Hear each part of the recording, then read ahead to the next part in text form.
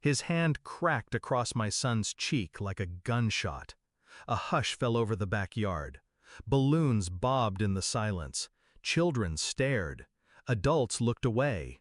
Except for him, my wife's brother, who stood above my 8-year-old like a conqueror.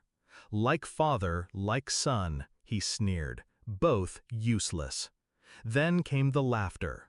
My wife didn't laugh, but she didn't stop him either. Her father smirked, sipping wine with too much pride. "Well," he muttered, "the boy needed to learn some shame." I didn't speak, didn't move, but the mic pinned to my collar, still live from the toast minutes before, didn't miss a word. And neither did the house speakers. Their voices echoed back, louder, crueler. Guests stiffened, eyes widened. Someone gasped. My son looked up at me, waiting. I smiled, not warmly, just enough, because they had no idea what they'd just handed me. This wasn't new. The disdain, the judgment, the quiet humiliation delivered under the guise of family teasing. From the day I married her, they measured me. Bank account, last name, career title, and found me lacking.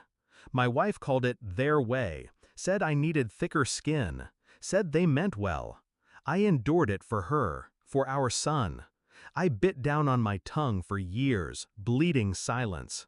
But that slap, that changed everything. Because it wasn't mine to swallow, it was my son's. And no man touches my child and walks away whole. They thought I was weak, passive, but they forgot what I do for a living. They forgot I build systems, read people, track everything, even family. The microphone wasn't the beginning. It was the trap finally sprung. I'd been gathering quietly for months. My brother-in-law's shady business deals, my father-in-law's offshore tax evasion, my wife's carefully hidden financial transfers to a private account that didn't have her name. I documented it all. Emails, wire trails, voicemails. The family business? A facade, a front. Money laundering in plain sight, washed through events, charities, and handshakes at parties like this one. I watched how they dismissed me, underestimated me.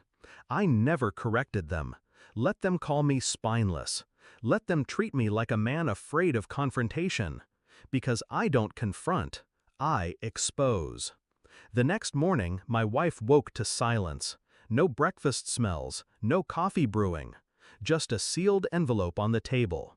Inside, photos of the slap, audio transcriptions, a letter, and a list of everything I knew. Everything they didn't want seen. The offshore accounts, the fake foundations, her secret savings, money she planned to use to leave, apparently, once my usefulness expired. She'd forgotten the prenup clause, the one that voided everything in cases of child endangerment. She called. I didn't answer. Instead, I sent the footage to every business partner her father ever shook hands with, to the press, to his competitors, to law enforcement. Then I scheduled a meeting at my son's school, just me and him. We talked, we walked, and for the first time in a long time, he smiled. A week later, I watched from across the street. Police vans outside the family estate, news trucks, reporters shouting questions no one wanted to answer. My wife's brother was dragged out in cuffs. Her father, red-faced and silent, tried to keep dignity in front of cameras. My wife? Nowhere in sight.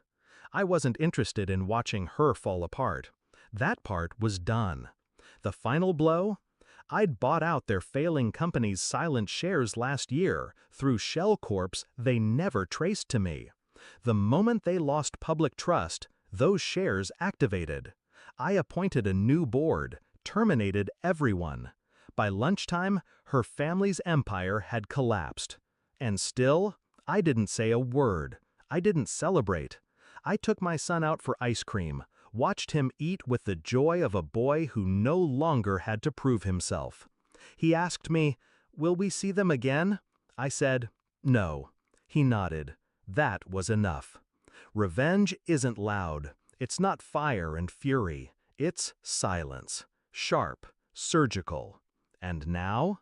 Now I sleep in a home that's quiet, safe, clean of poison. They taught me shame. I taught them consequence. Because the mic was always on. They just didn't hear it until it was too late.